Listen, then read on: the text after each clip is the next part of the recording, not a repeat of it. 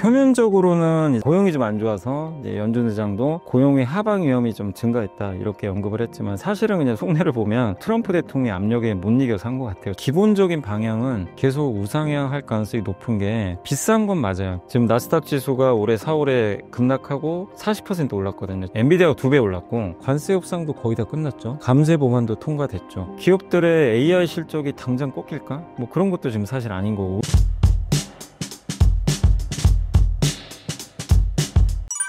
현재 국내외 증시 상황과 10월 증시 어떻게 보시나요? 국내 증시 상황 뭐 이게 가릴 것 없이 다 좋은 것 같아요. 지금 이제 전반적으로 뭐 미국도 사상 최고치고, 우리나라도 코스피가 지금 사상 최고가를 계속 경신을 하고 있고, 뭐 일본도 그렇고, 그 웬만한 국가들은 다 좋고, 다만 이제 그 유럽만 조금 부진한 것 같고, 전체적인 분위기는 지금 상당히 좋은 것 같고요. 근데 이 분위기가 계속 이어질지는 이제 좀 지켜봐야 되겠지만, 미국 같은 경우 이제 너무 이제 4개월 정도 꾸준히 올랐거든요. 그러니까 가격 부담이 좀 있는 상황이고, 네, 한국 같은 경우도 이번 9월 달에 지금 신고가 내면서 좀 급등을 했는데, 연초 대비 40% 이상 올랐어요, 주가가. 그래서 두 나라 다 이제 좀 고민은 그거죠. 계속 좋은 모멘텀은 있는데, 이게 상승을 계속 하는 그런 이제 부분들이 나오기 위해선 이 많이 올랐다는 그런 이제 부담감, 차익 매물이 좀 나올 수가 있거든요. 근데 그런 것들을 얼마만큼 잘 해소할지가 관건이고, 근데 이제 우리나라는 또 10월 초에 거의 한 10일 가까운 연휴가 있잖아요. 추석 연휴에. 그렇기 때문에 보통 연휴 앞두고는 증시가 좀 지지부진하거든요. 그래서 저는 이제 개인적으로 10월까지 장은 괜찮긴 봅니다. 또 10월 말에 에이펙 정상회담까지 있어서. 근데 한 번은 좀 이제 추석 연휴 앞뒤로는 조금 좀 약간 지지부진하지 않을까, 이렇게 생각을 하고 있습니다. 연준이 9개월 만에 기준금리를 0.25%포인트 인하했는데요. 이번 결정은 어떤 배경에서 내렸다고 보시나요?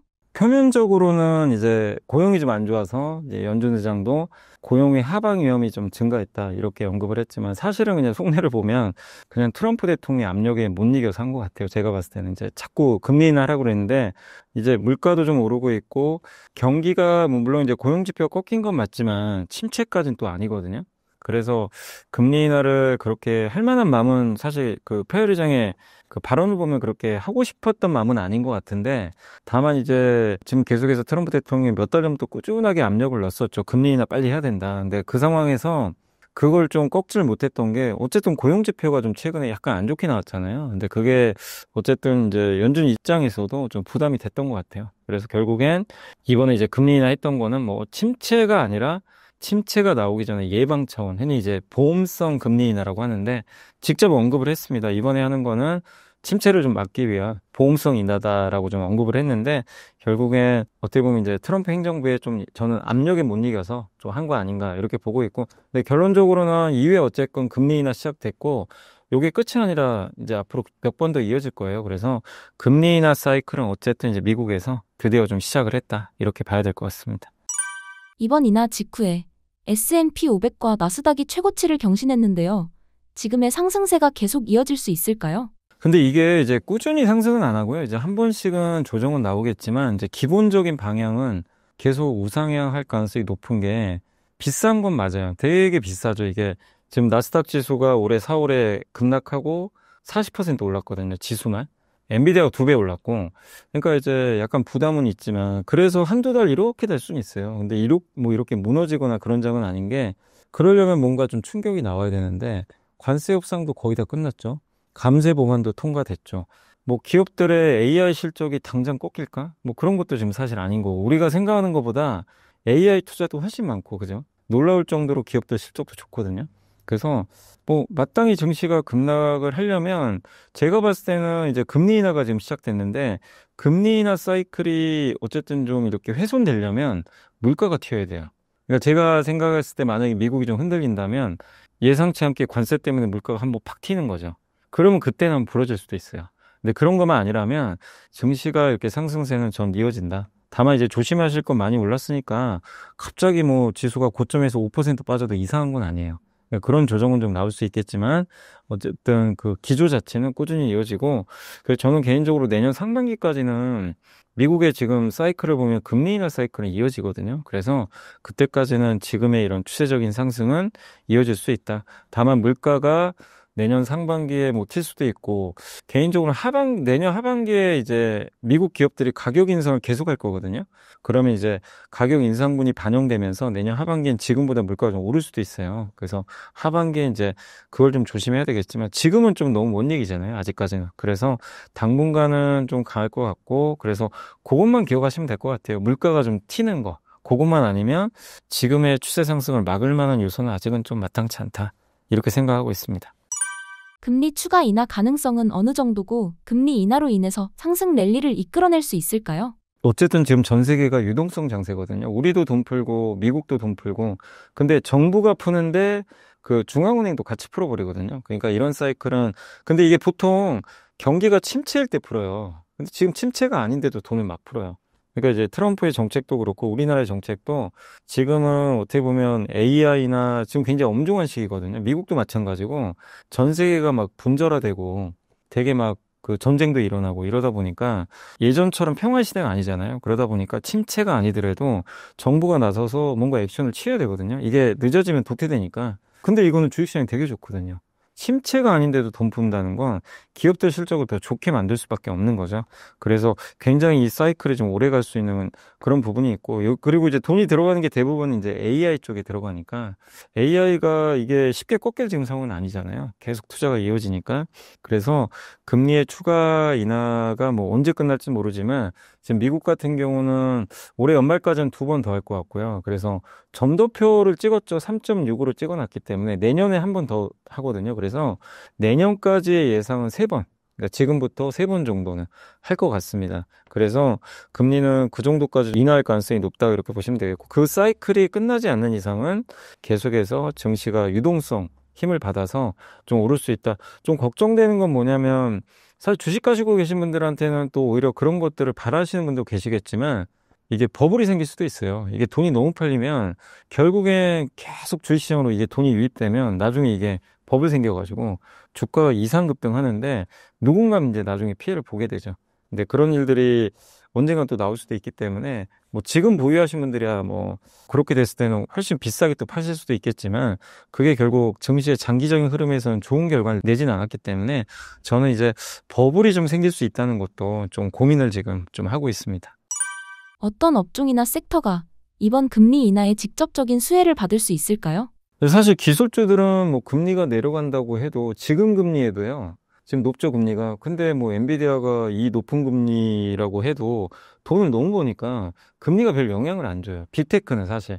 이게 돈을 못 버는데 빌려서 뭘 해야 되는데 그런 기업들은 당연히 이제 금리가 떨어지는 게 좋죠. 근데 뭐 MS나 이런 기업들이 금리 뭐 좀 떨어진다. 물론 효과는 받겠지만 현금 자체가 많기 때문에 기술주한테 저는 미친 영향이 크진 않다. 그래서 오히려 그 흔히 말하는 바이오죠. 바이오주들은 왜냐하면 자금 조달을 해야 되는데 지금 신약 개발하려면 돈이 많이 드니까. 근데 그래서 금리가 떨어지는 게 좋고, 또 특히 미국 같은 경우 중소형주들은 재무 구조가 좋지는 않거든요. 근데 금리가 떨어지면 당연히 수혜를 받고, 그래서 이번에 금리 인하 시작되고 나서 러셀 2000이라고 미국의 중소형 지수가 훨씬 많이 오르고 있어요. 그래서 미국의 중소형주들이 좋을 것 같고, 또 한 가지가 우리나라는 좀 건설주가 좀 부진하긴 하지만 이 미국의 주택주들 있죠. 금리가 떨어지면 최근에 미국의 모기지 금리가 많이 떨어졌어요.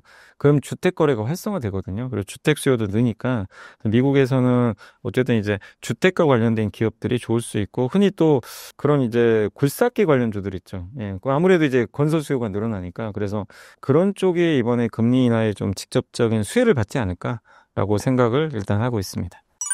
이번 금리 인하 국면에서 가지고 있는 현금으로 꼭 사야 할 하반기 종목은 무엇인가요? 저는 어쨌든 지금 가장 핵심은 반도체로 보거든요. 근데 이제 미국 반도체 있고 한국 반도체 있는데, 미국 사실 굉장히 많이 오르긴 했잖아요. 근데 어쨌든 기업이 좀 부담스러우면 ETF라도 좀 사놓긴 해야 된다. 그게 올해 하반기만 보자는 건 아니에요. AI 사이클이 이어지는 동안 반도체 없으면 사실 아무것도 못 하거든요. 그래서 ETF를 이렇게 조금씩 분할로 좀 담아가시면 좋겠고, 저는 그런 것도 좋다고 봅니다. 자기 월급의 일부를 뭐 예금 드신 분도 계시니까 예금처럼 특정한 날짜에 난 반도체 ETF 좀 사겠다. 이런 전략도 좀 괜찮지 않을까 이렇게 생각을 하고 있기 때문에 저는 일단 반도체, 뭐 우리나라 삼성전자도 좋고 반도체는 전반적으로 ETF까지 해서 좀 이렇게 담아가는 그런 전략이 좀 필요할 것 같고 그다음에 이제 지금 당장은 좀 약간 많이 올라서 비쌀 수도 있지만 조금 이제 저는 계속 좀 저축 개념으로 좀 모으면 좋을 만한 미국 기업은 결국 테슬라 같아요. 네, 테슬라를 근데 막 400달러 넘어서 많이 사기는 사실 아실 거예요. 뭐 부담스러운 건 맞습니다. 근데 그냥 저는 이런 거죠. 이제 테슬라를 관심 있는 분들도 분명히 많으실 텐데, 아, 저 비싸서 못 산다. 이런 분들 많이 계시거든요. 근데 그런 분들 같은 경우는 소액이라도 이제 좀 투자를 해보는 거죠. 좀 사보고, 그렇게 해야 또 관심을 갖게 되거든요. 근데 제가 이제 테슬라를 좀 긍정적으로 보고 있는 이유 중에 하나는 지금 세상이 이제 AI 시대가 오는데, AI의 특징은 뭐냐면 자동화 시키는 거거든요. 모든 걸. 이제 우리도 그렇지만 미국도 결국 고령화되고 사람은 줄거든요. 예. 근데 그걸 누군가 대체해야 되는데 그 정점에 있는 게 휴머노이드 로봇이에요. 그걸 지금 사업을 하고 있고 거기에 자율주행, 이 이동의 자동화죠. 그 다음에 AI는 생각의 자동화. 근데 이 모든 걸 하는 회사는 사실 테슬라예요. 엔비디아는 그걸 지원하는 회사고, 그러니까 약간은 이제 마지막에 있는 회사가 테슬라인데, 아직은 여기서 돈 벌기 어렵잖아요. 근데 전기차는 잘 안 팔리고, 그래서 밸류가 비쌀 수밖에 없어요. 실적 대비해서. 근데 이게 몇 년후를 우리가 내다본다면, 지금 이걸 좁게 보는 게 아니라 3년 후, 4년 후로 본다면, 그때는 지금보다 로봇이 훨씬 많을 거고, 로보택시가 훨씬 많이 다니고, 그걸 가장 앞서선 기업이 테슬라잖아요. 그래서 그런 걸 생각한다면, 테슬라를 뭐, 지금 산다고 해서 뭐 2배, 3배 날 수는 없죠. 하반기에 막 한 번씩 빠질 수도 있는데, 조금이라도 이렇게 저는 그 일부 현금을 조금 넣어놓고 내려올 때마다 조금 이제 중장기적인 관점에서 모아가는 것도 좋다. 그래서 제가 300달러 초반이면 좀 그럴 때는 400달러까지 와서 지금 막 그냥 공격적으로 얘기할 수는 당연히 없고 다만 어쨌든 관심은 좀 가져보자 이 말씀 드리고 싶고 그 다음에 지금 다 M7 많이 올랐지만 M7에서 저는 이제 또 관심 있게 보는 게 결국 내년을 본다면 애플 같아요. 왜냐 애플이 성과가 없었는데 왜냐면 내년은 애플이 AI 서비스 이제 들어오거든요. 드디어 업데이트 하니까. 그리고 이번에 느낀 게 아이폰 17 그렇게 요금 많이 해도 역시 잘 팔립니다. 어디 안 가더라고요. 그래서 둘이, 그러니까 M7 중에 제일 못난이가 둘이에요. 둘이 제일 못 갔죠, 사실은. 근데 이제는 좀 내년이나 내후년 보고 한번 반전 스토리를 기대해보는 것도 괜찮지 않나 이렇게 생각합니다. 최근 삼성전자 주가 흐름 어떻게 보시나요? 요새 이제 드디어 8만 전자 넘었고, 정말 이게 얼마만입니까? 근데 여전히 뭐 좋을 것 같아요. 그냥 오른 게 아니라, 이게 주가 오를 때 못 올라서 그냥 한번 뭐 순환매로 오르는 경우도 있지만, 삼성전자 지금 오르는 건 그게 아니고, 이 테슬라 수주부터 시작했죠. 그 7월에 수주 따내고, 그 다음에 이제 갑자기 요새 반도체 가격이 급등해요. 근데 반도체 가격이 흔히 말하는 HBM 뿐만이 아니라, 흔히 뭐 스마트폰이나 이런 이제 일반적인 범용 반도체라고 하는데 그 반도체 가격도 지금 공급이 너무 부족해요. 그래서 같이 가고 있기 때문에 실적이 상당히 좋을 것 같고 이게 제일 중요한 게 반도체 투자할 때 좀 위험한 게 너무 좋을 때요. 이걸 갑자기 증설을 합니다. 공장을 막 지어요. 돈 더 벌려고. 그러다 이제 피크아웃 와가지고 공급 과잉으로 망가지거든요. 이번 사이클은 그게 아니에요. 공급을 안 늘려요. 되게 오래가는 사이클이에요. 그래서 왜냐하면 이게 돈 있으면 지금 뭐를 하냐면 HBM만 만들려고 그래요. 왜냐면 HBM이 돈도 워낙 이익률도 높지만 만들기 되게 어렵거든요. 그러니까 여기에 자원을 다 투입을 해야 돼요. 그래도 100% 수율이 안 나오는 제품이니까 그럼 자동적으로 이런 범용 반도체 수요는 오르는데 옛날 같으면 여기다 증설해서 이게 사이클이 망가지는데 여기다 투자할 여력이 없어요. 여긴 자동으로 계속 공급이 부족해요. 그럼 사이클이 오래 가는 거죠. 그래서 그 부분 때문에 삼성전자 주가가 쉽게 안 무너질 것 같고 또 한 가지가 드디어 엔비디아 이번에 또 통과했다고 하더라고요. HBM3가 정말 오랜 이제 고생 끝에 19개월 걸렸어요. 그래서 통과를 했기 때문에 이제 엔비디아에 들어갔다는 건 뭐냐면 물량이 중요하다기보다는 드디어 삼성전자가 약속을 좀 지킨 거잖아요. 그동안 신뢰를 잃었는데 이 세 가지 면에서 주가 상승 흐름은 저는 좀 당분간 더 이어지지 않겠냐라고 생각을 하고 있습니다. 삼성전자 2분기 실적은 어떻게 보시며 3분기 실적에 기대를 해봐도 될까요? 2분기는 쇼크가 나왔고 안 좋았죠. 근데 지금 3분기는 원래 처음에 8조 원 정도 영업이익 예상을 했거든요. 근데 지금 갑자기 10조 얘기가 나와요. 근데 보통 이렇게 애널리스트들이 추정치를 올리면요 계속 올립니다. 실제 더 잘 나와요. 그래서 10조 원 이상을 나올 가능성이 상당히 높아졌다. 근데 이제 올해 실적보다는 투자들이 내년을 보잖아요. 내년을 기대하니까 내년에 지금 그 일부 증권사에서는 내년에 삼성전자가 50조 이상 될 것 같다.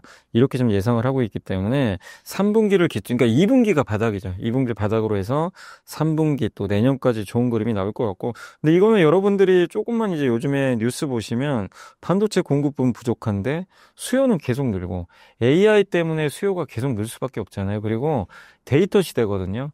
왜 이 메모리 반도체가 저는 정말 중요하다고 생각하냐면 엔비디아에 이제 HBM이 들어가잖아요. 근데 엔비디아만 그 반도체를 만드는 게 아니라 경쟁자가 많아요. 브로드컴 들어오고. 근데 이들의 비중이 점점 커지면 HBM을 공급하는 삼성이나 헬스는 좋습니다. 엔비디아 끌려다니지 않아도 돼요. 엔비디아 납품도 하지만 브로드컴 고객사가 많아요. 여기에 다 넣어야 되는데. 근데 HBM 만드는 회사는 전 세계 3개밖에 없어요. 그리고 마이크론은 경쟁력이 사실 좀 떨어져요. 실제적으로. 그렇기 때문에 삼성과 저는 하이닉스가 양분할 가능성이 굉장히 높다.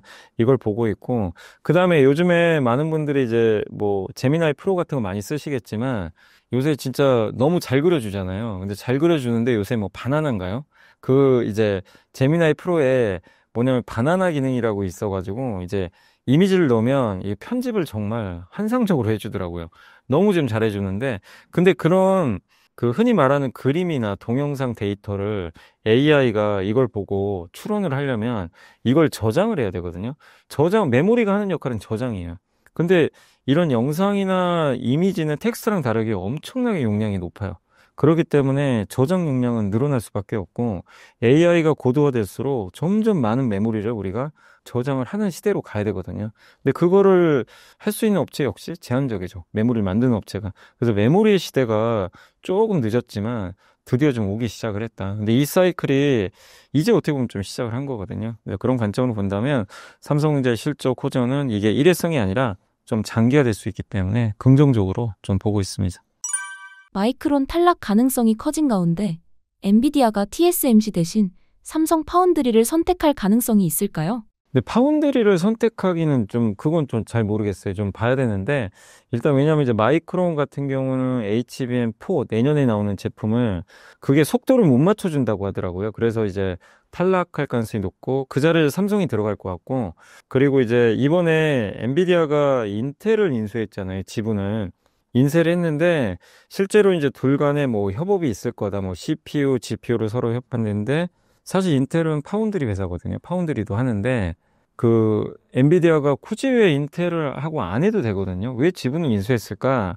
이걸 보면 일단 TSMC에 계속 끌려다니거든요. 어쩔 수 없어요. TSMC가 다 만들어주니까 엔비디아 칩을. 근데 인텔을 약간 교두보로 삼지 않겠냐. 인텔에 좀 자금 지원도 하고 파운드리 경쟁력을 좀 높이려는 그런 수순 아닌가. 그래서 저는 이건 삼성한테는 뭐 기회가 온다 이거보다도 삼성은 엔비디아 들어가긴 좀 쉽지 않습니다. 그리고 엔비디아가 이렇게 수주 주면 좋죠. 당연히 좋은데 여력이 좀 부족한 게 지금 테슬라에 집중해야 돼요. 온갖 모든 지금 파운드리 전사 역량을 이 테슬라가 거기 AI6 칩에 다 완전 집중해야 되거든요. 이거 실패하면 이제 미래가 없어요.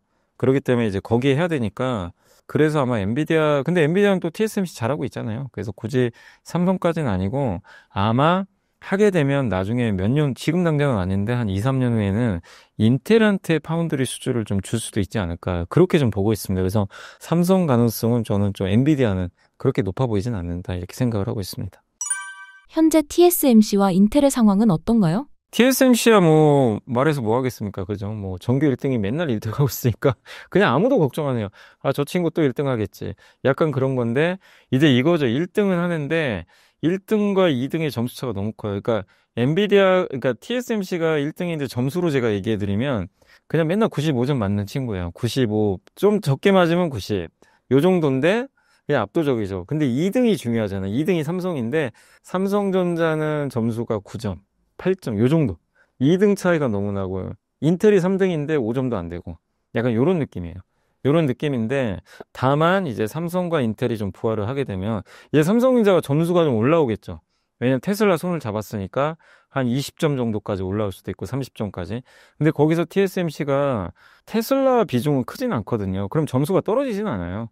근데 이제 TSMC의 좀 고민은 그거예요. 혹시라도 엔비디아가 인텔 손을 지금 잡았잖아요. 인텔이 파운드리를 어쨌든 잘해버리면 TSMC 점유율이 좀 깎여버리거든요, 나중에. 그러면 점수가 90점대가 80점대로 떨어질 수 있고, 대신 그걸 인텔이 좀, 뭐, 예를 들면 5점인데 10점 이상으로 갈 수 있는 거죠. 그래서 그 부분까지는 이제 몇 년 후에 나올 수도 있는데, 근데 이거는 당장 1, 2년 안에는 지금 상황이 바뀌진 않습니다. 인텔이 지금 파운드리 경쟁력을 회복하려면 최소 2, 3년 정도의 시간은 필요하고, 엔비디아가 또 얼마만큼 지원할지도 봐야 되기 때문에, 그래서 지금 당장 1, 2년까지는 지금 TSMC와 인텔의 그 뭐 압도적인 격차는 뭐 좁혀지긴 좀 어렵겠지만 2, 3년 후에는 또 뭔가 인텔이 좀만 잘한다면 분위기가 바뀔 수는 있다. 이런 정도로 보시면 되겠습니다. 그래서 당장의 뭐 TSMC나 인텔의 경쟁력은 크게 바뀌진 않는다. 이렇게 좀 판단을 합니다. 애플과 테슬라가 TSMC 대신 삼성을 선택한 이유는 무엇인가요? 그게 이제 저도 이제 여기저기 뭐 알아보기도 하고 기사도 찾아보니까 결국엔 삼성이 어쨌든 TSMC 다음으로 제일 잘하잖아요. 뭐 어쨌든 경쟁력이 많이 떨어진 건 사실이지만 지금 2나노, 3나노 이런 첨단 제품을 만들 수 있는 회사는 전 세계 TSMC 빼면 삼성밖에 없어요. 근데 이제 테슬라 입장에서 왜 TSMC랑 안 하고 삼성을 하고 했냐면 일단 첫 번째로는 TSMC는 너무 비싸요. 그냥 부르는 게 값이에요. 그러니까 그 일론 머스크도 30% 정도 좀 할인하기를 원했나 보더라고요. 근데 TSMC는 안 해주죠. 당연히 왜냐면 이걸 깎아주잖아요. 다른 데서 다 깎아달라 그래요. 할 수가 없는 상황이고 두 번째가 그거죠. 그 텍사스에 이제 일론 머스크 집이 있으니까 텍사스에 저기 애리조나에도 TSMC 공장이 있긴 하거든요. 이제 만들어 달라 내가 한 번씩 가서 공장 진척 사항도 보고 싶다.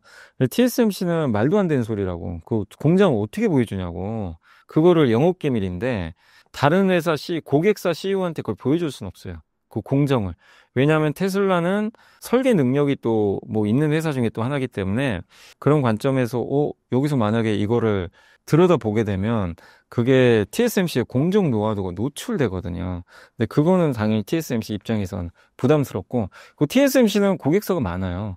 누가 좋아하겠어요, 그거를. 그런 걸 만약에 보게 됐을 때 상당한 부담이 있을 수밖에 없기 때문에 거절을 했는데 근데 삼성은 고객사도 적고 그다음에 이런 거저런 가릴 처지가 아니에요. 삼성 입장에선 일론 머스크가 뭘 하자 그래도 그냥 다 해야 돼요. 지금 상황 자체가 너무 절박해요. 왜 고객이 없어서 분기당 1.5조 원씩 까먹고 있거든요. 그 파운드리 사업부가. 근데 이 두 가지 조건 사실 받아들이기 쉽지는 않습니다. 근데 삼성은 그래 할인해줄게. 그리고 일론 머스크 언제든지 와서 봐라 공장. 그리고 텍사스에 테일러 공장이 원래 테슬라용으로 만든 건 아니에요. 근데 이번에 계약을 한 거 보니까 거의 이제 테슬라 전용으로 그냥 다 만드는 것 같아요. 여기는 그냥 테슬라에 집중하겠다. 그리고 애리조나 TSMC 공장은 그 공장 자체가 거의 애플 전용이에요. 애플의 물량이 다 들어가 있기 때문에 사실 테슬라 주기도 쉽지 않아요. 근데 지금 어쨌든 TSMC도 대만에 공장이 많이 있잖아요. 근데 굳이 이제 테슬라가 TSMC 대신 삼성을 또 선택한 마지막 이유는 공장이 미국에 있잖아요. 어쨌든 그 첨단 공장이 있고 트럼프나 지금 미국에서 원하는 건 그거예요. 되도록이면 미국에서 반도체를 제조하길 원해요. 그럼 이제 혜택들을 주겠죠. 보조금 같은 것도 있으니까. 그래서 이 테슬라의 일론 머스크도 아마 그런 것까지 지정학적 위치까지도 생각해서 삼성을 선택한 거 아닌가. 그리고 고객사가 없다는 것도 테슬라 입장에서 부담이 없는 게 온전히 삼성이 자기를 위해서 다 만들어줄 수 있거든요. 전력을 다해서. 그래서 자기가 원래 그리고 일론 머스크가 그런 걸 되게 잘해요. 조련을 되게 잘해요. 혹독한 사람이에요. 그래서 아마 만약에 삼성의 수율이 안 나오면 저기 테일러 공장 가서 잠잘지도 몰라요. 또. 그래서 그러기로 유명한 사람이니까 삼성 입장에서도 나쁜 게 아니죠. 그래서 이제는 어떻게 보면 삼성과 테슬라는 그냥 운명 공동체가 될 가능성이 상당히 높아졌다. 이렇게 판단을 하고 있습니다. 최근 삼성전자가 8만 전자를 돌파했는데 10만 전자도 갈 수 있을까요? 저는 올 수 있다고 봐요. 지금 8만 3천 원 기준으로 삼성전자 PBR이 1.4배인데 PBR 기준으로 딱 이게 평균이에요. 역사적 평균이 그 정도 되거든요. 이렇게 올라왔는데도 이제 평균이고 하이닉스가 PBR이 2.8배나 돼요. 하이닉스는 이미 넘겼죠. 옛날 역사적 고점을. 하이닉스가 잘했던 건 HBM에서 압도적인 경쟁력. 실적도 훨씬 좋죠. 근데 삼성이라고 그러면은 이제 못 쫓아가느냐? 그건 아니죠. 앞서 말씀드린 대로 삼성의 반전 스토리가 시작이 됐고 이게 일회성은 아니니까 그럼 PBR이 지금 1.4배인데 삼성이 PBR 고점이 얼마냐면요. 2.06배예요. 그래서 그걸 계산을 해봤거든요. 12만 원 나와요. 거기까지 가면. 그래서 10만 원 가도 비싸다고 할 수는 없어요. 그렇기 때문에 물론 싼 건 아니죠. 이제는 싸진 않아요. 싸진 않지만 이제 재평가를 좀 받고 있기 때문에 그래서 10만 원 가도 뭐 옛날 PBR과 비교하면 최고점은 또 아니기 때문에 가는 거 자체는 문제는 아니다. 근데 이걸 가기 위해선 지금의 구조가 이어져야죠. 반도체 가격도 견조해야 되고 그 다음에 HBM4도 내년에 엔비디아 공급도 해야 되고 그냥 무엇보다 12만 원까지 이제 만약에 최고점 PBR 가려면 테슬라의 칩을 제대로 만들어줘야죠. 이제 그거는 내년, 내후년에 검증을 해야 되겠죠. 그래서 시간은 좀 걸리겠지만 이번 파동은 10만 원 전자까지는 좀 가지 않겠냐라고 생각하고 있습니다. 이게 당연히 기회겠죠. 왜냐하면 이제 ESS 배터리는 중국이 거의 90% 장악을 했기 때문에 한국이 들어갈 자리가 없었고 이제 ESS 배터리는 전기차용이 아니다 보니까 성능이 중요한 게 아니고 어쨌든 오래 써야 되고 안전해야 돼요. 그렇기 때문에 그게 LFP가 그게 좀 장점이거든요. 가격도 싸고. 근데 이제 미국이 중국산 배터리는 이제 규제를 하기 때문에 내년부터 본격적으로 관세 때리거든요. 그래서 그런 걸 본다면 근데 미국에서도 테슬라도 그렇고 지금 많은 기업들이 ESS가 필요하거든요. 지금 계속 증설을 하고 특히 이제 ESS가 데이터 센터 보조 배터리 역할을 또 할 수도 있어요. 전원 역할을 할 수 있기 때문에 근데 이건 필요한데 중국산만 쓰다가 관세 때리고 중국산 배터리를 이용해서 ESS를 만들잖아요.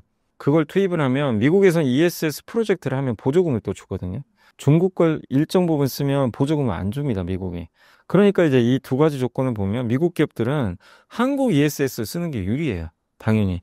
그래서 이거는 미국이 우리를 도와주는 거죠. 그래서 점유율을 그동안 많이 뺏겼지만 이제 미국에서만큼은 역전할 가능성이 상당히 높아졌다. 그리고 거기에 한국 배터리 기업들도 요즘에 LFP 지금 이제 LG는 벌써 양산을 하기 시작을 했고 삼성도 내년, SK온도 지금 준비하고 있거든요. 3사 모두 다 지금 준비가 잘 되고 있고 LFP 시장이 뛰어들었고 ESS 쪽은 지금 미국이 최대 시장이니까 그리고 얼마 전에 LG엔솔에 테슬라가 ESS 배터리 수주 줬거든요. 이제 그것도 그 일환이 되겠죠. 그래서 뭐 상당히 저는 기회가 되지 않겠냐 이렇게 보고 있어서 저는 배터리 기업들한테는 지금 이 전기차가 좀 어렵잖아요. 그래서 ESS가 지금은 희망이 될 수밖에 없다 이렇게 생각을 하고 있습니다. 전기차 시장이 주춤하는 사이 ESS 시장은 얼마나 커질 수 있을까요? 이게 이제 전 세계가 100이라고 하면 전기차, 그러니까 전체 배터리 시장이 100인데 전기차랑 비교를 해보면 전기차의 25 정도가 ESS 시장이래요. 그러니까 규모가. 그러니까 아주 큰 건 또 아닌데 적다고는 할 수 없죠. 근데 미국은 전기차가 작잖아요. 아직은. 미국만 놓고 보면 절반 정도래요. ESS가.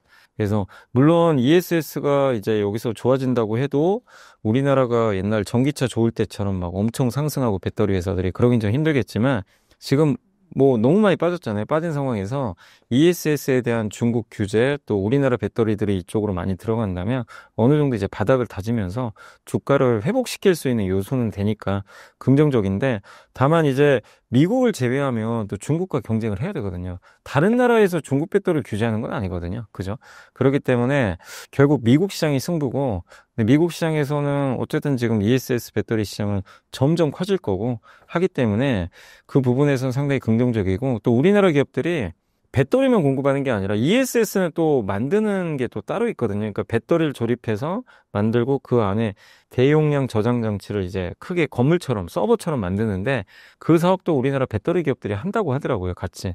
그래서 그걸 이제 넣게 되면 매출 외형 성장도 가능하거든요. 그래서 본격적으로 미국이 열리는 상황에서 그런 사업들은 저는 굉장히 긍정적이다. 그러니까 지금은 이가 좀 없잖아요. 이 전기차가 안 되니까. 이가 없으면 잇몸으로라도 어떻게 해야 돼요. 그게 이제 ESS가 됐기 때문에 그래서 결국 전기차 캐즘이 지금 이제 미국 시장에서는 2, 3년 더 이어지거든요. 왜냐하면 트럼프 대통령 임기 동안은 보조금을 안 줘요. 전기차 사면 1,000만 원 주기로 한 걸 이제 9월 30일 지나면 안 줍니다. 전기차 판매 줄겠죠. 그럼 버텨야 돼요, 그거를. 근데 트럼프가 영원히 집권할 건 아니잖아요. 언젠가는 이제 집권에서 물러나게 될 거고, 그리고 새로운 정부가 들어오면 전기차 정책에 또 우호적인 사람이 나올 수도 있죠. 그러면 전기차 많이 팔리고 ESS는 또 더 붐업할 거고, 그럼 그때부터는 진짜 배터리가 달리겠죠. 그래서 지금은 이제 잇몸으로 버티는 그런 시기인데, 그래서 ESS가 너무 중요하고, ESS 커지는 건 분명하다. 다만, ESS 시장은 기본적으로 전기차보다는 적을 수밖에 없기 때문에 좀 한계는 있다. 이렇게 봐야 될 것 같습니다. 최근 국내 입찰에서 삼성 SDI가 80%를 싹쓸이했는데요. 글로벌에서도 이런 독점 수주가 나올 수 있을까요? 미국에서는 가능하죠. 미국에서는. 이게 왜냐면 ESS 배터리 하는 회사는 사실상 전 세계에 몇 개 없어요. 그러니까 중국이 많죠. 중국은 많은데 중국 다 제외해 보세요. 한국밖에 없어요. 사실상 없어요.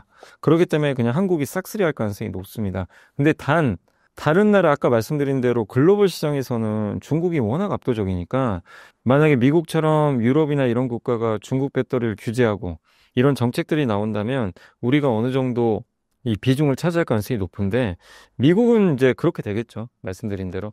근데 유럽이 좀 문제인 것 같아요. 유럽도 ESS 시장이 더 커요. 왜냐하면 유럽은 신재생 에너지에 되게 우호적인 국가들이 많아요. 근데 ESS는 신재생 에너지랑 찰떡궁합이죠.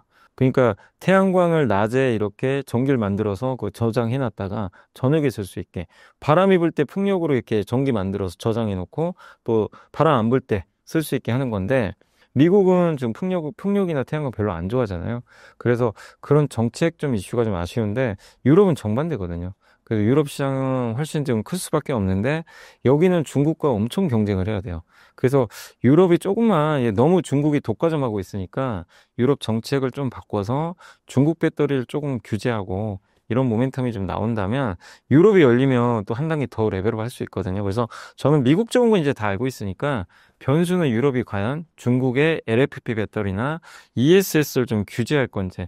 그러니까 유럽도 계속 이렇게 중국을 조금씩 견제하는 게 뭐가 있었냐면 이게 배터리 얘기는 아닌데 중국이 이제 그러니까 유럽이 또 하나 규제했던 것 중에 하나가 라이신이라고 있어요. 라이신이 단백질 같은 건데 그러니까 우리 인간도 먹어야 되거든요. 왜냐하면 우리가 몸에서 스스로 그게 안 나와요. 그래서 음식물로 섭취해요. 라이신이 보통 이제 그 돼지 사육할 때 쓰는 사료 첨가제예요. 근데 돼지가 이제 발육을 잘 하려면 그걸 먹어야 되거든요. 자기 몸에 안 나오니까 사료를 먹어요.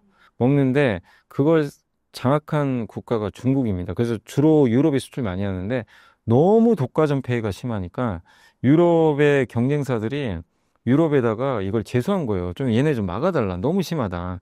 그래가지고 이번에 관세 때려버렸거든요. 고율 관세 때려버린 거예요. 중국 수입이 확 줄어버렸어요. 예, 그럴 수도 있다는 거죠. 그래서 유럽에서 만약에 그런 식으로 너무 중국이 좀 많이 하니까 유럽에도 물론 유럽에는 이제 배터리 기업들이 거의 다 망했지만 유럽에도 뭐 ESS나 이런 것들을 사업하는 기업들이 뭐 있을 수 있기 때문에 그런 식으로 유럽이 중국을 좀 규제한다면 상대적으로 우리가 들어가기 좀 수월해지겠죠. 그래서 유럽의 규제가 좀 있느냐가 좀 변수가 되지 않겠냐라고 생각하고 있습니다. ESS에서 성과를 내는 기업은 어디고 돈 있으면 담아야 하는 기업은 어디인가요? 일단 배터리 쪽에서는 지금은 아직까지는 LG랑 삼성이에요.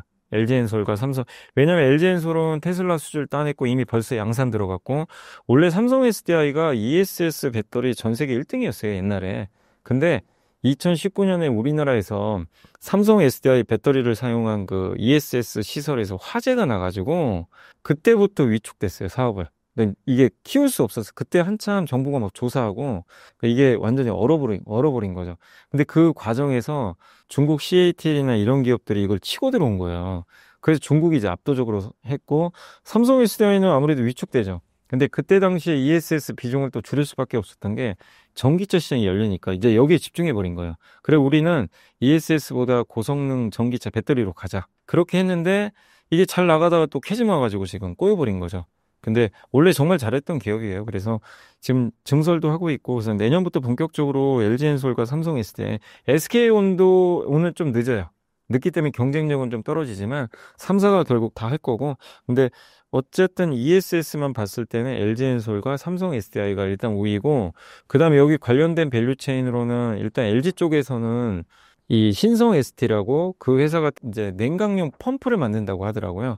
근데 또 삼성 SDI 경쟁사, 그러니까 LG엔솔에는 신성 SD가 공급하지만 삼성 SDI는 한중 엔시스라는 기업이 있거든요. 그 회사가 이제 비슷한 제품을 또 공급하니까 약간 이제 경쟁을 하는 거고 또 한 가지가 LG엔솔에는 율촌학이라고 있어요. 이게 농심 계열사인데 농심 그 라면 포장지 있죠. 원래 그거 만드는데 이게 어떻게 보면 이게 왜 배터리랑 무슨 상관이냐 이렇게 말씀하실 수도 있지만 이 LG가 만드는 배터리 중에 파우치형 주머니처럼 생긴 파우치형 배터리가 있어요. 되게 얇아요.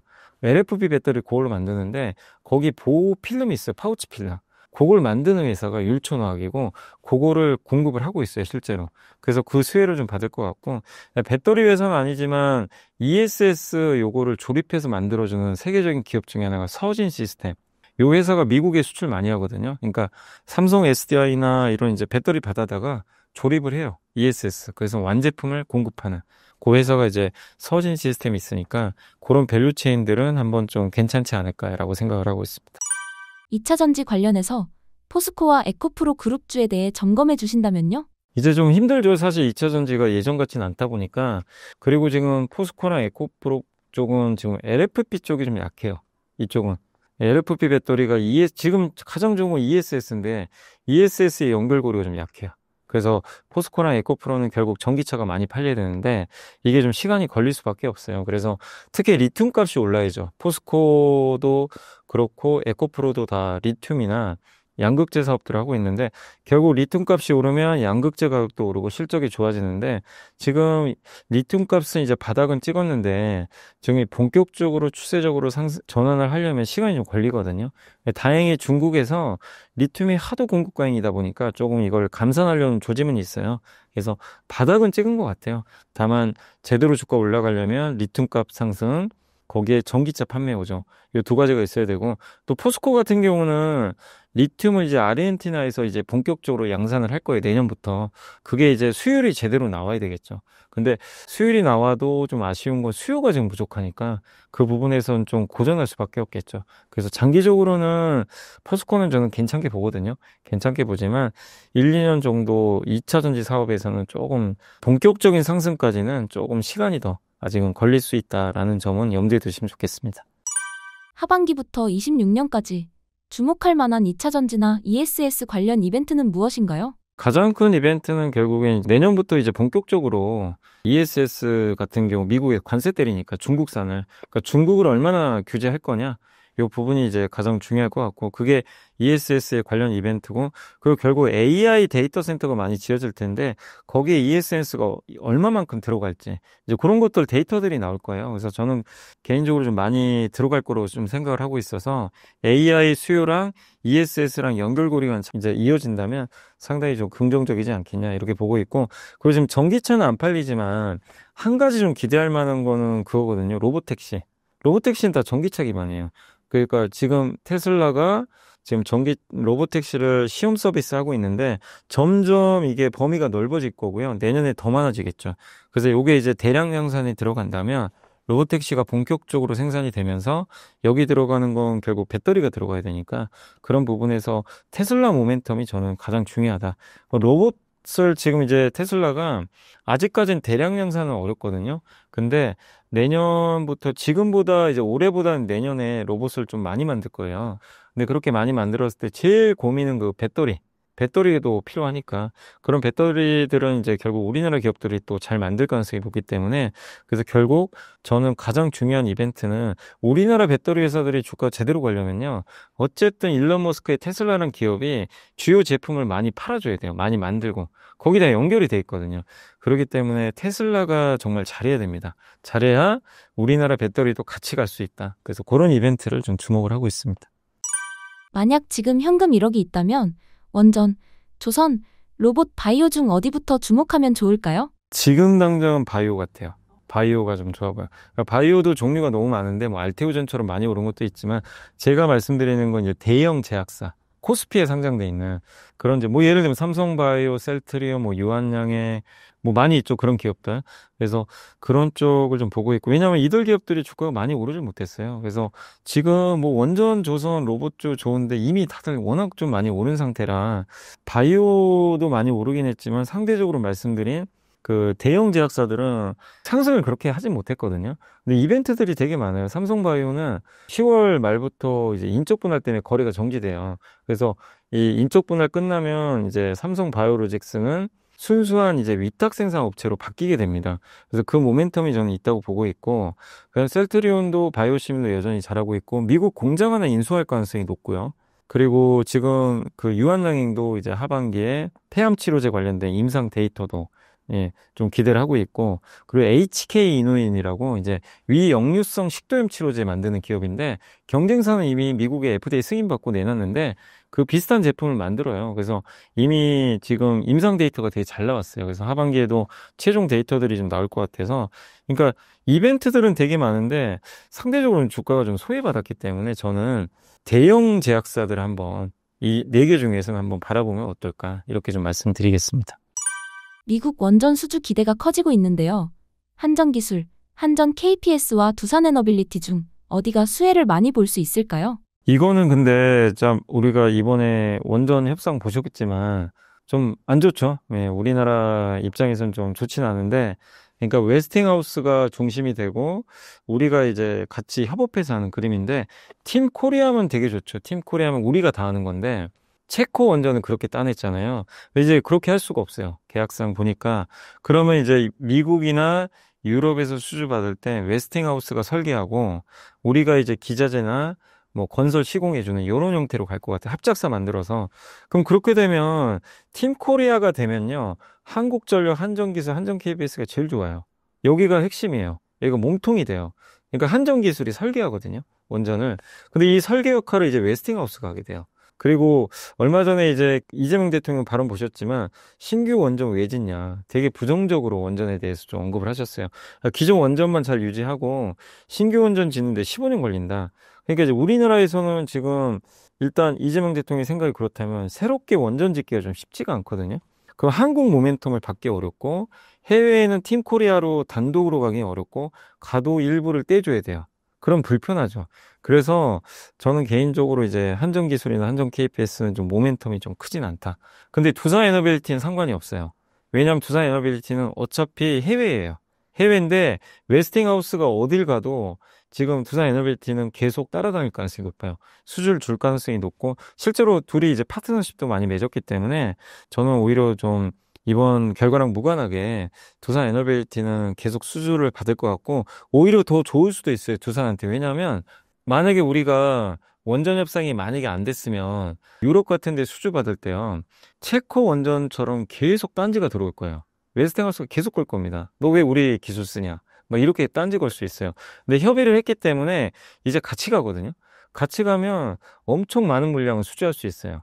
우리가 다 가져가지는 않겠지만 그러면 두산에너빌리티는 그때마다 다 들어갈 수도 있거든요. 그러니까 이게 물량 자체가 굉장히 많아질 수 있어요. 이건 현대건설도 비슷해요.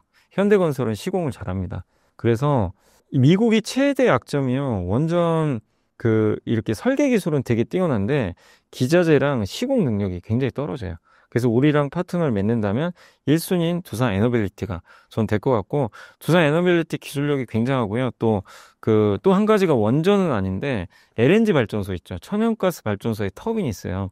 그거 만드는 전 세계 그 업체 중에 1, 2, 3등이 확고한데 네 번째 기업이 두산 에너빌리티거든요. 근데 1, 2, 3등이 지금 공급이 너무 부족해요. 그러니까 만들고 싶은데 지금 주문해도 28년, 29년 돼야 받는데요. 그러면 LNG 발전소 터빈 만들고 싶은 기업들은 이제 두산 에너빌리티한테 줘야 돼요. 이쪽으로 넘어와요. 이 모멘텀도 굉장히 크거든요. 그래서 이런 거 본다면 저는 두산 에너빌리티에 좀 집중하는 게 가장 좋지 않나 이렇게 생각을 하고 있습니다. 최근 조선도 많이 오른 것 같은데요. 이렇게 주목할 만한 게 있을까요? 조선은 근데 진짜 많이 올랐죠. 이제 주가가 워낙 많이 기자재까지 다 갔어요. 그래서 좀 쉴 것 같아요. 왜냐면 요즘에 반도체가 강해서. 저는 개인적으로는 이번에 어쨌든 그 큰 기업 중에서는 현대중공업과 현대미포가 이제 합병을 하잖아요. 그러면 이게 둘이 쪼개져 있었잖아요. 이 중복 상장이 해소돼요. 합치니까. 그러면 그 위에 있는 지주사 있죠. 한국조선해양이 좋을 수밖에 없어요. 할인율이 줄어듭니다. 중복 상장이 이제 줄어드니까. 그래서 대형사에서는 저는 개인적으로 일단 HD, 한국조선해양을 좀 가장 긍정적으로 일단 좀 바라보고 있고, 그 다음에 이제 조선 기자재 쪽에서는 기자주들이 되게 많긴 하지만 그래도 가장 핵심 중에 하나는 엔진 쪽이거든요. 엔진이 좋은데, 그래서 엔진 쪽에서는 HD 현대 마린 엔진 이쪽도 좀 괜찮아 보이고, 그 다음에 엔진 그 부품 만드는 회사들이 있어요. 그런 기업들도 수혜를 받을 것 같은데, 거기 관련된 회사들 중에 이제 대표적인 게 케이프가 조선 기자재이기도 한데 증권사도 갖고 있어요. 그래서 배당도 줘요. 되게 좀 의외죠. 증권사를 같이 갖고 있어요. 그래서 지금 독특한 기업이긴 한데 그게 하나 있고 또 조선 기자재 쪽에서 엔진 부품 만드는 회사가 또 저기 삼형엠텍 이런 기업들이 있으니까 그쪽 괜찮고 그리고 미국에서 앞으로 LNG 수출 엄청 할 거잖아요. 그래서 LNG 터미널 만들고 수출할 때 그거를 이제 배에다 싣기 위해서 LNG를 그 파이프라인이라고 하는 그 피팅이 필요해요. 그래서 관이음새라고 하는데 그거 만드는 또 대표 기업이 태건 같은 기업들이 있으니까 기자재주들이 좀 좋을 것 같고 다만 이제 이들이 단기간 요새 좀 부진하지만 엄청나게 올랐거든요, 한번. 그래서 이번에 좀 조정 나오는데 이번 조정 구간에 또 한번 이렇게 주목해 보시는 건 좋을 것 같습니다. 변동성이 큰 신약 개발과 비교적 안정적인 CMO 중에서 바이오의 핵심은 어느 쪽이어야 할까요? 근데 저는 이걸 굳이 구분할 필요는 없다고 봐요. 이제 포트에 하나씩 넣는 건 되게 좋다고 봐요. 그러니까 이 안정적인 CMO도 필요하고 신약 개발하는 것도 왜냐하면 굉장히 잘 되면 이 업사이드가 크니까 그래서 둘 다 하나씩 저는 가져가시면 좋을 것 같고 특히 우리나라가 세계에서 제일 잘하는 게 저 CMO죠. 위탁 생산 세계에서 최강자니까 그래서 여기가 지금 시장이 계속 좀 좋아지는 게 미국의 이제 큰 회사들이 자기가 직접 만드는 것보다 맡기는 경우들이 많거든요. 이게 돈도 많이 들고 하다 보니까 생산하는데 근데 여기서 최강자는 누가 뭐래도 삼성바이오죠. 삼성바이오로직스가 있기 때문에 위탁 생산하는 업체들 하나 정도는 저는 가져가는 건 되게 좋다. 이렇게 보고 있고, 그 다음 변동성이 크죠, 신약 개발은. 그래서, 근데 상대적으로 이제 이런 신약 개발하는 회사 중에서 여기도 종류가 있는데 이미 FDA 통과한 기업들이 있어요. 그걸 선택하셔도 돼요. 뭐 예를 들면 SK바이오팜 같은 거 아니면 유한양액 이런 기업들은 이미 FDA 승인 받았거든요. 그래서 그런 걸 하셔도 되고 아니면 이제 거의 임상 데이터 최근에 공개된 거 보면 가능성이 이미 높아진 거. 아까 말씀드렸지만 HK 이노인처럼 임상 데이터 봤더니 이미 좀 어느 정도 지금 검증이 돼 있어요. 이제 그런 쪽도 한번 선택하시는 것도 저는 좀 괜찮지 않을까. 그래서 너무 이제 우리가 그냥 임상 일상 들어가고 코스닥의 중소형 바이오주들은 어떻게 될지 모르지만 이미 코스피 쪽에 상장돼 있는데 FDA 임상 데이터들이 어느 정도 지금 잘 나온 기업들이나 이미 통과한 기업들은 리스크 자체가 많이 줄어들었기 때문에 그런 부분에서 그 대형 좀 신약 개발사를 보시는 게 좋지 않을까라고 생각을 하고 있습니다. 개인 투자자들은 앞으로 1에서 2년 어떤 순서로 포트를 가져가는 게 가장 현명할까요? 사실 이거를 또 순서 잡기는 어렵고 사실 다 좋아요. 다 좋기 때문에 앞으로 이들이 이끄는 시장 계속 저는 이어진다고 보거든요. 근데 그래도 저는 이제 크게 봤을 때는 결국에는 그 큰 사이클이죠. 사이클상으로 봤을 때는 일단 누가 뭐래도 그 구조적 트렌드가 있잖아요. 고령화라는 그런 걸 봤을 때는 바이오가 우리나라에서 지금 시가총액을 보시면 반도체가 1위고 2차 전지가 2등이고 바이오가 3위예요. 근데 저는 결국엔 바이오가 2등 할 거라고 보거든요. 그래서 어느 정도 반도체에서 쫓아갈 거라고 봐요. 그 정도로 진짜 이 시장 성장 가능성이 무궁무진하죠. 그래서 우선순위는 저는 바이오 쪽으로 이렇게 포트를 좀 놓는 게 좀 좋다고 보고, 그 다음 저는 개인적으로 그 다음으로 좋게 보는 게 섹터로는 로봇인데, 근데 로봇은 우리나라 기업들이 큰 기업이 별로 없어요. 뭐 아시겠지만 섹터도 작고 하니까 그래서 이거를 포트의 앞쪽에 놓긴 좀 부담스럽지만 근데 로봇을 저는 개인적으로 해요. 로봇 하실 거면 사실은 그냥 테슬라 하는 게 좋다. 아니 직접 만들잖아요. 지금 세계에서 제일 잘 만드는 회사 테슬라 아닌가요? 그러니까 그쪽으로 한다면 앞으로 딱 나야 돼요. 저는 그렇게 좀 생각을 하고 있고 사실 원전 조선 똑같아요.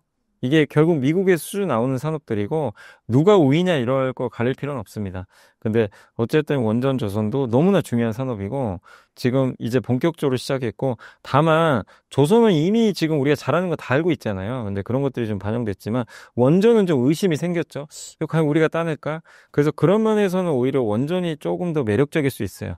왜냐면 이게 아예 확실한 거랑 좀 기대만 갖고 있는 건 좀 다르거든요. 왜냐면 아예 확실하면 이미 주가가 그거 다 반영해가지고 그 조선주가 옛날처럼 몇 배 오르긴 좀 쉽진 않아요. 그죠? 이미 많이 올랐으니까. 그래서 저도 여전히 조선주 좋게 보지만 신규 투자로는 여기서 이 네 개 중에서는 가장 수익을 많이 내긴 좀 어려워요. 그만큼 올랐기 때문에. 그래서 조금 이제 수익률 면에서 원전이 조금 더 나을 수는 있다. 이렇게 생각을 하고 있습니다. 현재 국내외 증시 상황과 앞으로 10월 증시 어떻게 보시나요? 대한민국 주식시장이 지금 역사의 한 페이지를 새롭게 장식해 나가고 있다. 이렇게 보고 있는데요. 코스피 지수가 장중에 3,490포인트까지 터치를 하면서 사상 최고치를 경신하는 기염을 토하고 있으니까요. 연일 이어지고 있는 상승 랠리에 투자자들의 어떤 기대감은 정말 이제 최고조에 달했지만 한편에서는 언제까지 이 열기가 이어질까 하는 그런 이제 불안감도 공존하고 있는 것 같아요.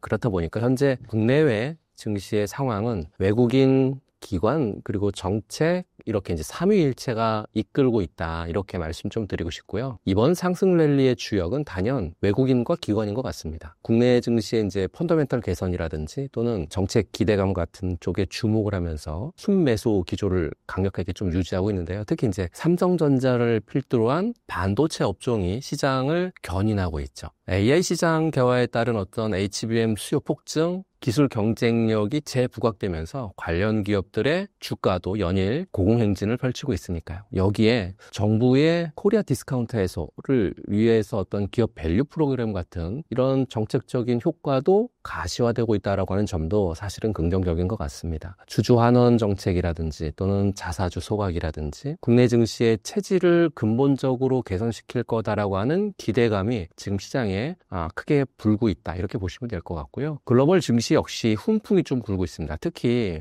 미 연준이 드디어 금리 인하 사이클에 진입했다라고 하는 사실에 환호하면서 3대 지수 모두 신고가 랠리를 펼치고 있으니까요. 지난주에 있었던 FOMC, 오늘 녹화하는 날이 9월 24일인데요. 지난주에 있었던 FOMC에서의 기준금리 0.25%포인트 인하한 데 이어서 연내에 추가 인하 가능성까지 시사하면서 풍부해진 유동성이 정말로 위험자산인 이쪽 주식시장으로 강력하게 들어오는 것 같고요. 시장은 10월 그리고 12월에 있을 FOMC에서도 추가 금리 인하를 기대하고 있는 그런 분위기가 지금 한껏 물어있거든요. 또한 AI 기술주들의 강세가 지속이 되고 있다라고 하는 점 역시 거기에 미중 간의 정상회담도 긍정적인 대화 모드가 조성될 거라고 하는 분위기, 또 글로벌 투자 심리가 이런 점들에 있어서의 개선 의지가 좀 있지 않을까라고 하는 걸로 인해서 좋아지고 있는 그런 형국이 진행되고 있고요. 10월 달 증시는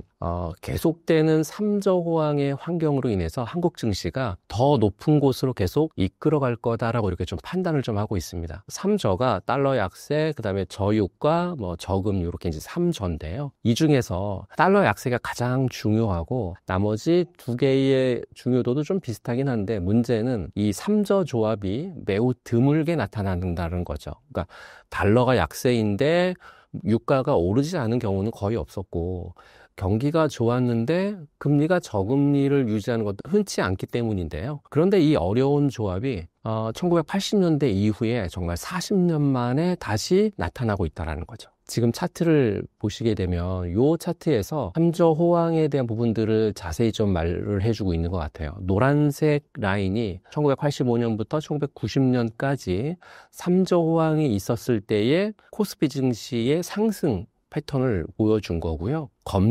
이 검정색이 현재 2025년에 코스피 시장에 삼저 현상이 나타나면서 상승했었던 부분이니까요. 보시는 이 표를 통해서 꼭 이렇게 1985년과 1990년 사이에 있었던 호황이 다시금 2025년부터 100% 이를 거다라고 이렇게 보는 관점이 아니라 삼저 호황이 계속되는 한 지난번 40년 전에 있었던 이러한 우상향의 흐름은 계속되지 않을까라는 관점으로 보셨으면 좋겠다는 거죠. 또한 장기적 관점에서 저환율 그리고 이제 저금리 환경과 저유가의 조합은 지속될 걸로 말씀드리고 싶습니다. 결론을 말씀드리면 정책에 대한 부분들, 그러니까 배당 분리과세, 대주주 양도세 같은 거기에 삼저의 조합은 한국 증시를 더 높은 곳으로 이끌 것으로 판단하고 있고요. 10월 증시는 AI하고 반도체 섹터가 이끄는 성장세를 통해서 견조한 흐름을 이어갈 것으로 전망을 하고요. 단기적인 어떤 변동성이 나타날 수 있지만 큰 추세는 여전히 상승을 향하고 있다. 이렇게 말씀드리고 싶습니다. 연준이 9개월 만에 기준금리를 0.25%포인트 인하했습니다. 이번 결정을 어떤 배경에서 내렸다고 보시나요?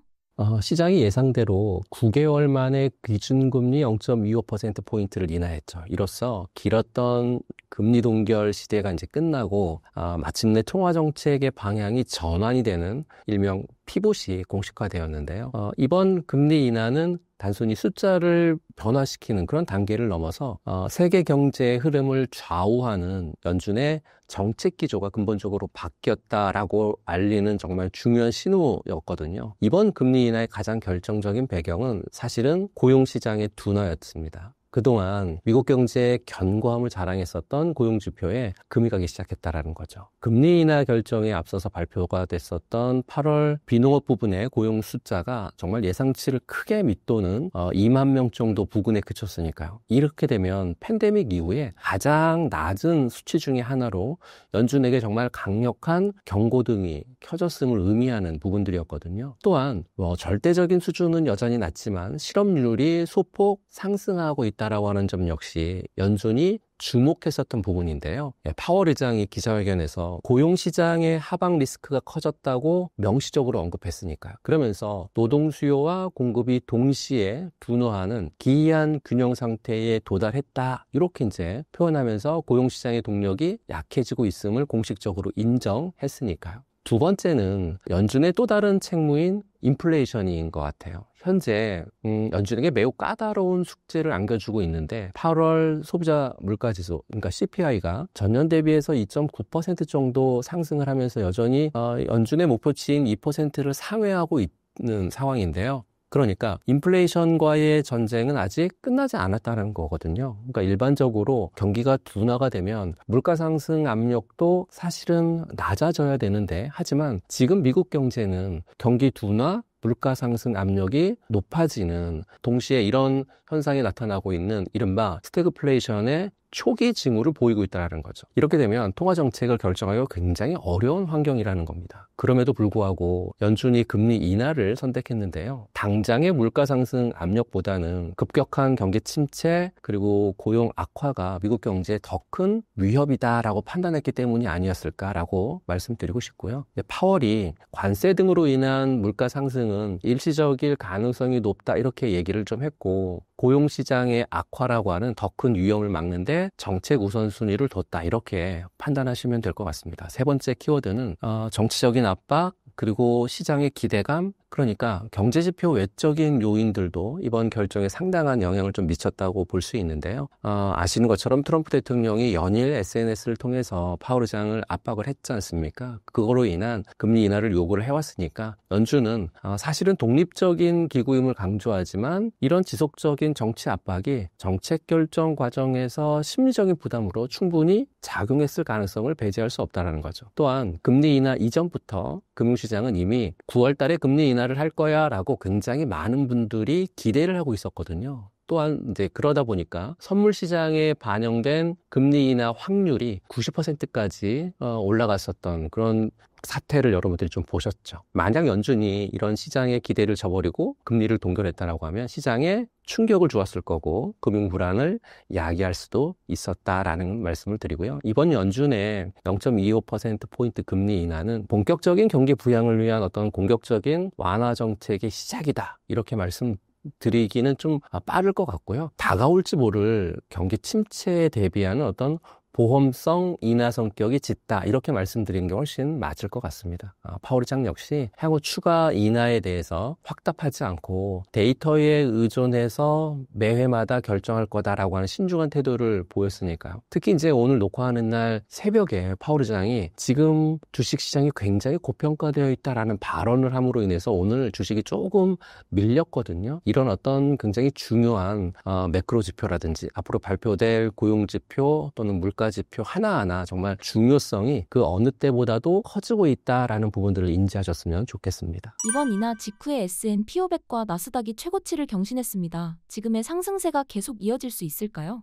지금의 기록적인 증시의 상승세는 사실 몇 가지 강력한 힘에 의해서 움직이고 있는데요. 강력한 엔진 첫 번째는 연준의 통화 정책의 전환이죠. 이번 금리 인하가 일회성 이벤트가 아니라 연말까지 적어도 한 차례 내지는 두 차례 정도의 추가 인하 가능성을 시사하는 피봇의 시작인 부분들이 가장 크고, 이렇게 되면 시장에 더 많은 돈이 풀릴 것이라고 하는 확실한 신호를 주었고, 또 낮아진 금리는 채권과 같은 안전자산의 매력을 떨어뜨리는 대신에 주식과 같은 위험자산의 자금으로 몰리게 하는 직접적인 어떤 원인이 충분히 될 수 있거든요. 이렇다 보니까 시장을 주도하고 있는 유동성에 대한 부분들로 인해서 시장은 연준의 통화정책을 통해서 강력한 상승 흐름의 엔진이 장착이 됐고, 두 번째 엔진 같은 경우에는 기술주의인 것 같아요. 특히 이제 최근 엔비디아하고 인텔하고 50억 달러 규모의 AI 쪽에서 협력 발표를 보게 된다라고 하면 시장에 엄청난 좀 활력을 불어넣었죠. AI 혁명이 단순한 테마가 아니라 산업의 패러다임을 바꾸는 거대한 흐름이고, 또 관련 기업들의 실질적인 성장으로 이어질 거라고 하는 믿음을 강화시켰다, 이렇게 볼 수 있을 것 같아요. 그러다 보니까 나스닥이 S&P 500보다 더 강한 상승 탄력을 보이는 이유가 여기에 있었죠. 시장을 주도하는 엔진 세 번째는 견고한 어떤 경제 데이터인 것 같아요. 금리 인하의 배경이 된 고용도나 우려에도 불구하고 최근 발표된 제조업 지표라든지 또는 주간 실업수당 청구 건수 같은 다른 경제 지표들은 미국 경제가 여전히 견고함을 보여주고 있는데요. 이렇게 되면 투자자들에게 경제가 침체에 빠지지 않더라도 연준의 통화정책의 혜택을 누릴 수 있다라고 하는 이른바 얘기를 잘하고 있는 골디락스라고 하는 이런 시나리오에 대한 기대감을 좀 심어주었다, 이렇게 볼 수 있을 것 같습니다. 하지만 화려한 무대 뒤편에는 우리가 반드시 경계해야 될 위험 요인도 도사리고 있는데, 가장 큰 복병은 인플레이션인 것 같습니다. 연준은 고용시장 둔화를 막기 위해서 금리 인하를 단행했지만 소비자 물가는 여전히 연준의 목표치인 2%를 상회하고 있거든요. 만약 앞으로 발표될 물가 지표가 다시 상승하는 모습을 보인다라고 하면 연준은 추가 금리 인하를 망설일 수밖에 없죠. 이렇게 되면 시장의 가장 큰 기대 동력이었던 유동성 공급이 중단될 수 있다라고 하는 그런 의미이고, 증시에 즉각적인 충격을 줄 수 있는 가장 강력한 하방 요인으로 볼 수 있을 것 같습니다. 두 번째 복병은 나홀로 랠리의 함정인 것 같아요. 지금의 지수 상승이 어떻게 보면 시장 전반의 건강한 상승세가 아닐 수 있다라고 하는 점인데요. 데이터를 자세히 들여다보면 사실은 매그니피센트 세븐이라고 불리는 소수의 거대 기술주들이 지수 상승을 견인하고 있을 뿐, S&P 500에 속한 나머지 기업들의 주가 흐름은 상대적으로 부진한 모습을 보이고 있다는 겁니다. 이렇게 되면 시장의 체력이 약해지고 있다라고 하는 신호일 수 있고, 만약 이들 주도주가 흔들릴 경우에는 지수 전체가 급격하게 무너질 수 있는 취약성을 내포하고 있다, 이렇게 보시면 될 것 같습니다. 지금의 시장은 유동성과 기술주 혁신이라고 하는 정말 강력한 엔진 덕분에 순항하고 있는데요. 이 상승의 흐름을 즐기는 것은 사실은 현명한 투자자분들의 자세라고 말씀드리고 싶고요. 하지만 우리가 파티가 언제쯤 끝날 수 있을지에 대한 부분들은 사실은 인지를 좀 하고 있어야 될 것 같고, 가장 중요한 건 인플레이션 데이터의 변화, 그리고 시장 상승의 폭, 그리고 다가올 기업 실적 발표를 예의주시하면서 위험 관리의 끈을 놓아서는 안 된다, 이렇게 말씀드리고 싶습니다. 어떤 업종이나 섹터가 이번 금리 인하에 직접적인 수혜를 받을 수 있을까요? 연준의 역사적인 통화 정책 전환, 그러니까 금리 인하가 시작이 되면서 시장에 새로운 어떤 기회의 바람이 불고 있는 것 같아요. 그러니까 낮아진 금리는 기업의 그 비용 부담을 줄여줘서 미래 성장에 대한 어떤 기대감을 키울 거고, 그로 인한 투자 자금이 더 높은 수익을 찾아서 계속 움직이게 만드니까요. 이런 거대한 변화의 물결 속에서 최대 수혜가 예상되는 핵심 섹터를 몇 가지를 좀 말씀드려보면, 우선 금리 인하는 성장주를 위한 무대, 이렇게 말해도 과언이 아닌 것 같습니다. 특히 기술과 AI 섹터는 이번 금리 인하에 가장 직접적이고 강력한 수혜를 받을 것으로 좀 기대가 되는데요. 성장주는 현재 이익보다는 미래에 벌어들일 이익에 대한 어떤 기대감으로 주가가 형성이 되는 거잖아요. 금리가 높을 때는 미래 가치를 현재 가치로 환산할 때 높은 할인율이 적용되지만 굉장히 그래서 불리하잖아요. 근데 금리가 인하가 되면 할인율이 낮아지기 때문에 재평가받는 효과가 즉각적으로 나타난다, 이렇게 보시면 될 것 같고요. 또한 AI나 또는 반도체, 그리고 소프트웨어 같은 기술 기업들은 막대한 자금을 연구 개발과 또 시설 투자에 쏟아붓는데, 금리 인하는 이들의 자금 조달 비용을 낮춰줘서 더욱 과감한 투자를 가능하게 하거든요. 이렇게 되면 기술 혁신과 시장 지배력 강화라고 하는 선순환으로 이어진다, 이렇게 보시면 될 것 같습니다. 그리고 현재 시장은 엔비디아 또는 인텔 같은 소수 거대 AI 기업들이 주도하고 있다. 이들이 이미 강력한 어떤 기술적인 혜자, 거기에 이제 시장 지배력 확보했기 때문에 풍부한 유동성은 결국 이들 1등 기업들에게 집중될 가능성이 굉장히 높다라고 판단하고 있고요. 두 번째 섹터는 대형 기술주가 스포트라이트를 받는 동안에 중소형주는 조용하지만 가장 폭발적인 반등을 준비하고 있다. 이렇게 말씀드리고 싶습니다. 러셀 2000 지수가 사상 최고치를 경신한 것도 바로 그 증거인데요. 그러니까 대기업보다 재무 구조가 상대적으로 취약하고 또한 변동금리로 대출 비중이 높은 중소기업들이 금리 인하 시기에 가장 먼저 이자에 대한 부담을 덜 수 있고, 그렇게 되면 곧바로 기업의 순이익 개선으로 직결이 돼서 가장 확실한 호재가 될 수 있거든요. 또 금리 인하는 경기 침체를 막기 위한 선제적인 조치로 보는 그런 관점도 있습니다. 만약 미국 경제가 침체를 피하고 연착륙에 성공한다라고 하면 내수 경기에 민감한 중소형주들의 실적은 가장 빠르게 회복될 것으로 판단하고 있고요. 그리고 지난 몇 년 동안 시장의 관심이 사실은 대형주에 많이 쏠렸는데요. 중소형주는 저평가된 상태로 남아있는 그런 종목들이 굉장히 많죠. 그러면 풍부한 유동성은 새로운 투자처를 찾기 마련이고, 가격 부담이 적고 성장 잠재력이 큰 중소기업 같은 경우에는 투자자들에게 매우 매력적인 선택지가 될 것으로 생각을 하고 있고요. 세 번째 주목할 섹터는 바로 바이오테크인 것 같습니다. 이 섹터는 기술 성장주와 또 중소형주의 특징 모두 갖고 있기 때문에 금리 인하 시기에 시너지를 낼 수 있다고 볼 수 있는데, 신약 개발에 평균 10년 내외가 이제 소요가 되거든요. 그러면 그 기간 동안에 수백에서 수천억 원 정도의 막대한 자금이 필요하고, 바이오테크 기업 같은 경우에 대부분 외부 자금 조달에 의존을 하는데, 금리 인하는 이들의 자금 조달 환경을 좀 극적으로 개선시켜줘서 임상시험이라든지 뭐 연구개발 같은 것을 좀 지속할 수 있게끔 그렇게 만들어주는, 어떻게 보면 생명줄과 같은 역할을 하고 있죠.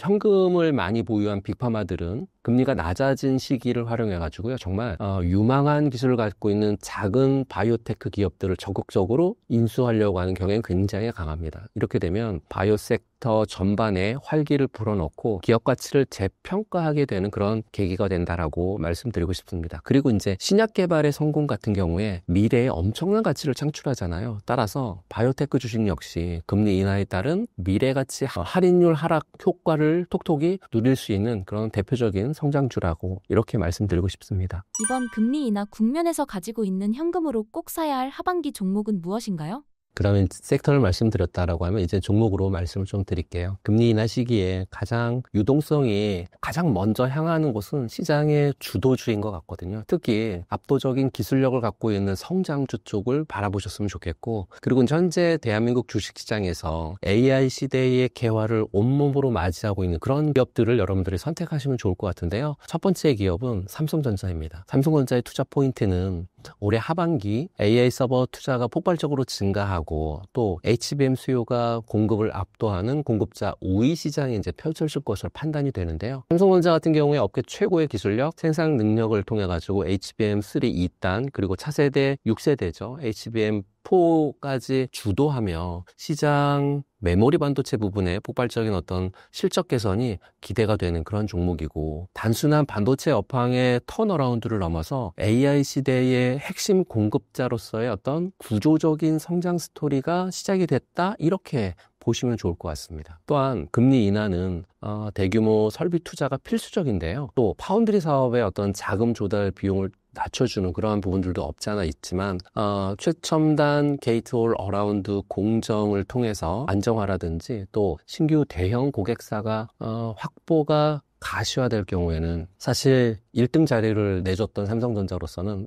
2위라고 하는 꼬리표를 떼고 TSMC하고의 격차를 줄이면서 기업 가치 재평가가 이루어질 결정적인 시기가 이번 시기가 아닐까, 그렇게 말씀을 좀 드리고 싶어서 삼성전자는 단기적인 트레이딩보다는 꾸준하게 긴 안목으로 좀 보셨으면 좋겠다, 그런 말씀을 드리고 싶고요. 두 번째 섹터에서 보실 만한 종목은 이제 바이오 섹터인데요. 바이오 산업 같은 경우에 신약 개발을 위해서 막대한 R&D 비용이라든지 장기간의 투자 투자가 필수적인데 대표적인 성장 섹터 중에 하나거든요. 그런데 금리 인하가 진행이 되면 뭐 조달 비용 감소라든지 또는 바이오 기업의 가치가 부각이 많이 될 그런 상황으로 전개될 수 있기 때문에 셀트리온 같은 이런 종목은 올해 하반기서부터 계속 좀 집중적으로 보셨으면 좋겠습니다. 미국 시장에 성공적으로 안착을 한 자가 면역 질환 치료제 진펜트라 굉장히 유명하거든요. 월가의 예상을 뛰어넘는 매출 성장을 요번에 또 보일 거고요. 또 셀트리온의 새로운 캐시카우로 자리매김을 충분히 할 수 있을 것 같은 그러한 상황이 현재는 전개가 되고 있고, 하반기에 유럽 같은 타 지역으로서의 어떤 본격적인 확장도 현재 예정되어 있어서요. 실적 성장세가 더욱 가팔라질 거다 이렇게 판단을 하고 있습니다. 셀트리온 같은 종목도 단기적인 트레이딩보다는 앞서 말씀드린 삼성전자하고 비슷한 그런 안목으로 보시면 좋을 것 같고, 마지막 섹터 부분의 종목은 네이버를 말씀을 좀 드리고 싶습니다. 금리 인하는 소비 심리 회복, 그다음에 기업들의 광고비 집행 확대로 이어져서 플랫폼을 갖고 있는 기업에는 정말 우호적인 환경을 조성하거든요. 고금리 시기 동안에 비용 효율화라든지 또는 내실을 다지기에 집중했었던 네이버가 이제 AI라고 하는 새로운 성장 엔진을 장착하고 정말 2025년 하반기 화려한 부활을 준비하고 있다, 이렇게 볼 수 있을 것 같습니다. 네이버의 투자 포인트로 말씀을 드릴 것 같으면, 네이버의 이제 자체 거대 언어 모델인 하이퍼클로바 X 많은 분들이 사용하고 계시잖아요. 검색이라든지 뭐 광고라든지 쇼핑 같은 핵심 서비스에 본격적으로 이제 접목하는 그런 부분들이 있는데, 특히 AI 기반의 새로운 광고 상품들 같은 경우 광고주들에게는 더 높은 효율을, 또 네이버에게는 더 높은 광고 단가를 가능하게 해서요, 본업인 광고 부분의 견조한 성장을 이끌 것으로 좀 판단하고 있습니다. 또한 도착 보장 서비스 같은 거, 또 브랜드 스토어 강화 같은 버티컬 커머스 전략이 성과를 내고 있어서요, 크림 같은 C2C 플랫폼의 성장 역시 네이버 커머스의 새로운 성장 동력이 되고 있다, 이렇게 보시면 될 것 같습니다. 거래액 증가라든지 또 수익성 개선이 동시에 나타나고 있는 선순환 구조에 대한 부분들 요번에 진입을 할 수 있을 것 같아서 네이버 같은 이런 종목을 관심권에 두시면 좋지 않을까라고 말씀드리고 싶습니다.